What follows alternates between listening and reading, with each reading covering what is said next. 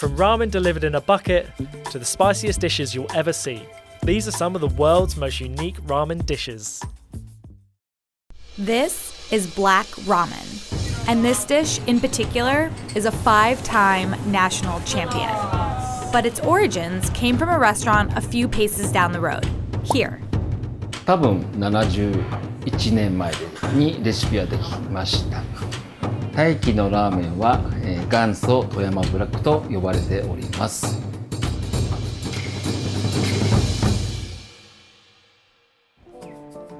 Toyama is a coastal city in the northeast of Japan. It is known worldwide for one thing in particular, and that is its signature Toyama black ramen. 名前は中華そばと言います。富山ブラックというのは、地元の人はあまり言いません。The recipe originated back in 1947 from one man. 青木正寛さんです。Traditionally, ramen broth is made from pork or miso. When these were not available, Mr. Aoki looked to what was around, and that was soy sauce. 空襲にあって周りは焼け野原になってました。その時に物資食べるものがあまりなかったんですけども、ご飯のおかずになるような何かないかなと思って創業者は作られました。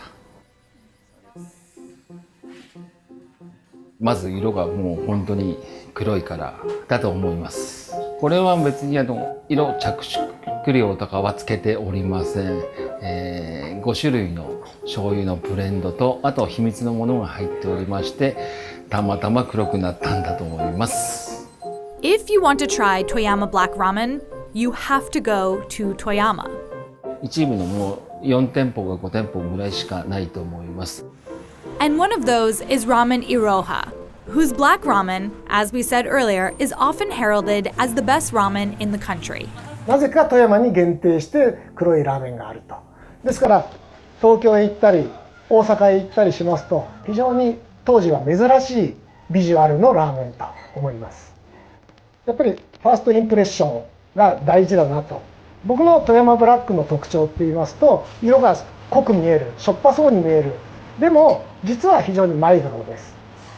基本的には全て手作りです。1から10まで麺もスープもチャーシューも卵も全部ですね。This signature dish of the region draws in crowds from around the country and the world. And the claim of best ramen in Japan makes the draw that much more intense.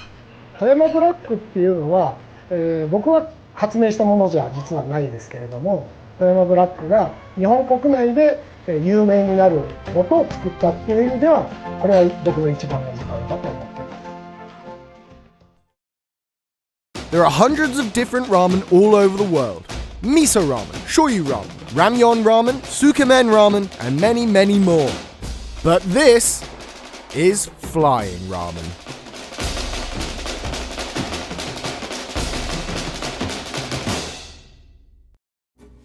But why does it fly?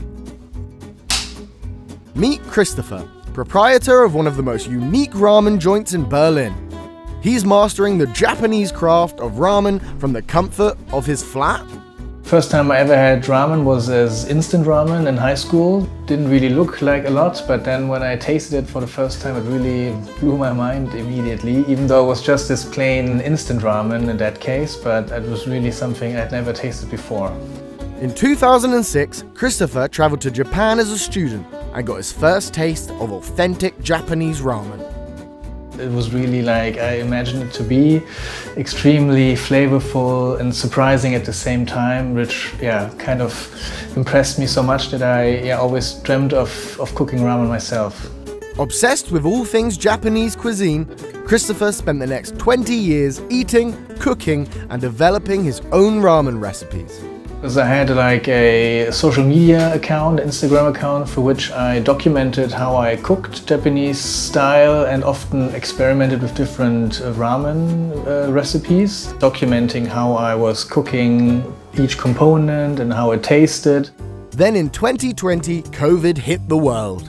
I couldn't work in my main job, so I had a lot of time and people were asking me whether they could have a taste of my ramen. And since I'm living in the second floor and I didn't want anyone to walk through our building, I had the idea of using a red bucket to lower it from my living room to the customers waiting downstairs at the pavement. The inspiration for the red bucket actually came from a very famous ramen shop in Fukuoka, Japan, who uses a blue bucket as a sign outside of the door to show whenever it's out, the ramen shop is open. The bucket is red since I wanted to buy a blue one, but the shop nearby only had a red one, so...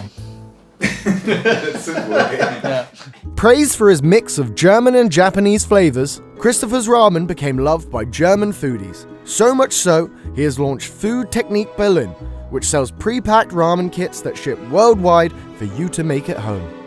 The Japanese ramen differs from the one that I have from the ingredients used, so it's mostly using a lot of different dried fish that you rarely find outside of Japan. So it's niboshi, dried sardines, and since it's mostly made with this type of ingredient, it really was something which I wanted to bring to Germany to let other people taste it. How do you begin to make your ramen, Christopher? First step when making ramen is the noodles, because they need the longest and I like to age them for 2 to 3 days, which makes them a bit better from the texture side. The second step is the soup, which I make, which takes roughly a day. And then the freshest and the last ingredients that I prepare are the toppings, which are the ones that you find on top of the ramen, so the meat, the egg and the different types of vegetables, onions for instance. My favorite ramen variety is mostly made with chicken bones and pork bones, and since I love seafood I also add mussels, which is like this double broth which is also often used in Japan and which you rarely find in Germany. Making ramen really takes quite a long time, so it often 4 to 5 days. It's quite a smelly business, so my neighbors and my family were quite happy when I started to move certain steps to an outside kitchen. Will you keep the red bucket now that the pandemic is over? I still love using the red bucket since it's exciting to see how happy it makes the customers, and it's kind of what I enjoy most. And then it's also a good way to interact with the customers, asking them for feedback. So it really has become a key cornerstone of the whole ramen business that I'm running. I cannot imagine getting bored of ramen. There are so many new varieties I don't know about yet even, and so many new techniques I could learn. And ramen is such a simple dish, but using those techniques to make those different components a little bit better makes the whole thing that exciting. There's a ramen shop on Rishiri Island off the northern tip of Japan. To get there from Tokyo, fly 2 hours to Sapporo. From there, take the train to Wakane, the northernmost city in Japan. You then catch a ferry to Rishiri Island. Make your way to the western part of the island, and once you're there, let's hope you're on time. It's only open 2.5 hours a day. But the trip is worth it, because the place is said to have some of the best ramen in all of Japan. When it comes to ramen in Japan, there are a few places whose names will draw people from all around the world. Ramen Miraku is one such place, and visitors come for this special charred soy ramen made with local kombu seaweed broth. 江鹿高正と言います。私が営んでいるラーメン屋の名前は利尻ラーメンミラクと言います。2007年から営業しております。今の父で1代目になりますので、この地元の利尻昆布の味をラーメンという形で表現して日本の皆様、世界の皆様に食べていただきたくて開業しました。 And this is no instant ramen. Making the dish takes hours. まずは肝心要のスープを作る作業としまして、うちは利尻昆布のスープとあと動物系その他いろいろ入ったスープと2種類、それを一番長い方で15時間じっくりと出汁を抽出します。で出来上がったスープを一つに合わせて少し寝かせ、でその焼きを入れた醤油の香りとスープを合わせて甘さとしょっぱさ、香ばしさがちょうどいいバランスになるように作ってます。The question, of course, why do you think people come all this way? それは間違いなく地元の利尻昆布をふんだんに使って出汁を取っているので、うちのラーメンは美味しいです。 Our turn. One charred ramen, please. どうぞ召し上がってください。 Oh wow, this is good. Some people associate instant noodles with broke college students, but instant ramen wasn't created for a bunch of hungry 20-year-olds. The man who invented them was much more ambitious. He set out to solve a hunger crisis in Japan. After World War II, food shortages plagued Japanese cities. So the US supplied wheat flour and encouraged the Japanese to make bread. One man, named Momofuku Ando, didn't understand why his people would make bread instead of noodles, something that was already part of their culture. Ando decided to take matters into his own hands and create a new ramen made to last. He spent a year trying to figure out how to preserve the noodles. He needed a non-perishable, tasty, and easy recipe, but it was a challenge to maintain the robust flavors and unique texture that most people were accustomed to. It wasn't until his wife was making dinner one night and he threw some noodles in a bowl of hot tempura oil that he realized flash frying the noodles was the answer he had been looking for. This method not only dehydrated them, it left small perforations that allowed the noodles to recook quickly. And there you have it. Instant ramen noodles became an instant success. Ando's products gained notoriety when he introduced the packaged ramen in the 1950s and later cup noodles in 1978. His company began selling upwards of 40 billion units every year, and Momofuku Ando became a culinary icon in Japan. So the next time you heat up a cup of instant noodles, remember you're slurping down a little piece of history. In post-war Korea, amidst hardship, emerged an unlikely hero. A humble bowl of noodles. Introduced in the 1950s by Japan, it quickly became a symbol of resilience, offering comfort and unity. From college students to office workers, ramen transcended social divides, becoming a staple in Korean culture. Today, it's one of the most popular dishes in the world. You'll have seen the mukbangs, spice challenges, and probably had them for lunch. I had 2 packs this morning. Delicious. This is the story of how Korea's great social equalizer conquered the globe.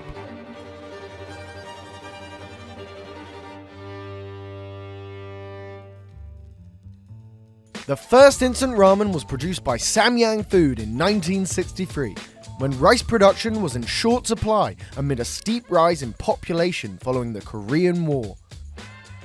Today, Samyang export their delicious noodles to over 100 countries and has been leading in the global K-food craze with their Balduck 3-time spicy ramen challenge. Here we are tasting it for ourselves. Our taste buds weren't ready. 저희 삼양식품의 일 생산량은 770만씩 규모이고요. 연평균은 연 생산량은 20억 개 규모입니다. 그리고 25년도 완공되는 밀양 2공장이 완공되는 시점에는 일 1000만씩 연 27억씩의 생산 규모를 갖게 됩니다. So what sets these noodle makers apart from the thousands of others out there? 삼양식품의 60년 제조 노하우로 면은 찰기와 탄력 그리고 그 끈기가 매우 우수하고 여타의 제품과는 달리 볶음면의 스프는 액상 소스를 기반으로 하여 면에 소스가 아주 잘 스며들어 아주 맛있는 제품을 형성할 수 있습니다. So how exactly are they made? First, they mix key ingredients such as flour, water, and salt to form the dough. Secondly, the rolling process. They pass the dough through multiple rollers to make the dough smooth and elastic. This helps create the chewiness and stickiness which Samyang are known for. Next, they cut the dough, passing it through a cutter where the noodles can be formed and shaped. Then they steam the noodles and fry them in hot oil to create their signature instant noodles, unlike other companies who air dry the noodles after steaming to create dried noodles. After it's all cooled down, the soup is added before packaging them up to be eaten across the globe. Much of Samyang's success can be credited to the taste buds of this man. 저는 삼양식품 연구소장을 맡고 있는 이병훈입니다. 제가 만든 제품들은 여러분들이 잘 알고 계시는 불닭볶음면, 나가사키 짬뽕, 그리고 간첩봉입니다. 제가 삼양에 입사한 지는 2000년 2월 달에 입사를 했고요. 굉장히 오래 있었죠. 저희가 국내 제품이든 해외 제품이든 만드는데요. 음식점들에서 잘 나가는 거, 그리고 트렌드가 어떻게 되고 있는지 먼저 조사부터 합니다. 일단 시식을 하고 난 다음에 그거를 제품으로 만들 수 있는지 없는지 논의를 합니다. In total, there are 55 researchers working on creating new and tasty products for Samyang. 바꿔서 출시가 돼서 아마 제품마다 조금 차이는 있습니다. 근데 그 정도 뭐 빠르면 뭐 10회 아니면 더 오래 가면 한 40회 이상도 저희가 공정 변화나 원료 변화 그리고 여러 가지 변화들을 하면서 디벨롭을 시킵니다. 저희 연구원들하고 마케터분들이 낸 아이디어 중에 10% 정도만 저희가 신제품으로 진행이 됩니다. 제가 생각하는 최고의 스프 개발자가 되는 거는 아마 맛을 제대로 잘 느껴야 되고 일단, 그리고 두 번째로는 여러 가지 음식에 대한 아이디어가 있어야지 된다고 생각합니다. 얘를 피지 말아야 되고 1순위는, 그리고 맛의 감별을 느껴야 되고, 그리고 요리에 대한 아이디어, 창의력도 굉장히 높아야 되고, 이런 부분들이 있어야지만 최고의 스프 개발자가 되지 않을까 생각이 됩니다. Samyang became so big, there was even a challenge formed around eating their noodles. The aim? Just try to finish an entire serving of Samyang's buldak bokyeom myeon, aka Korean fire noodles. Crazy, right? Welcome to another Great Big Story taste test. What's up? Today we're doing Samyang buldak ramen, but I've never had this before. I've never really had spicy food before. You're not famous for handling spice well. I'm not. How are you with spice? I'm good. Yeah, I have a lot of instant ramen at home. Gochujang in it and Never heard of it. chili oil. That one Yeah. has a Scoville scale of 13,200. We're gonna feel this. Sriracha is 2,200. But normal Tabasco, which I can't handle, is only 3,200. Oh. Let's have it. My tongue is hot. I'm sweating. Poor slow burn. You know when you have chili oil or gochujang and there's like runoff and you are really perspiring. Oh no, I'm not! It gets there. Yeah. It really gets And it's there. like in my eyes. My lips are feeling it. That is good. It's really tasty until it gets really, really spicy. Oh no, I've got runny nose as well. You might as well have a shower. Yeah. You're going home. I'm a plain chicken kind of guy. Oh my god.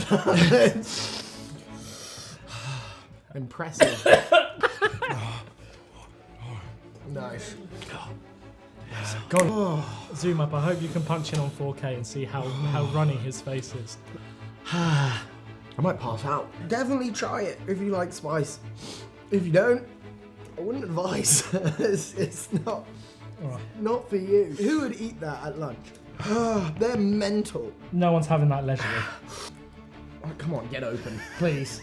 I'm feeling really faint and all that. All right, beauty. let's blow this joint. Oh. Oh my goodness, I don't know if that's the milk or the spice. So our taste buds couldn't even handle the heat. But what does Samyang think of their spicy creation? 저는 햇불닭볶음면은 좀 너무 매워서 좀 싫고요. 저는 불닭 오리지널 제품을 제일 좋아합니다. 왜냐면 단맛도 느낄 수 있고 여러 가지 간장의 맛 그리고 플레이버들을 가지각색의 플레이버를 느낄 수 있으면서 그다음에 매운맛까지 느낄 수 있기 때문에 그 부분이 제일 좋습니다. In July of 2019, the sales of the Buldak brand exceeded 1 trillion won, which is a whopping 748,864,600 United States dollars. Instant may be in their nature, but there's no doubt these noodles will be much loved for an eternity. 제가 만든 제품 그리고 우리 연구원들이 만든 제품들을 이렇게 세계의 소비자들이 관심을 가지고 계시고 그런 소비자들이 찾는다는 그 기쁨은 뭐 최고의 성공을 한 사람들의 그런 느낌이 아닐까 생각이 듭니다.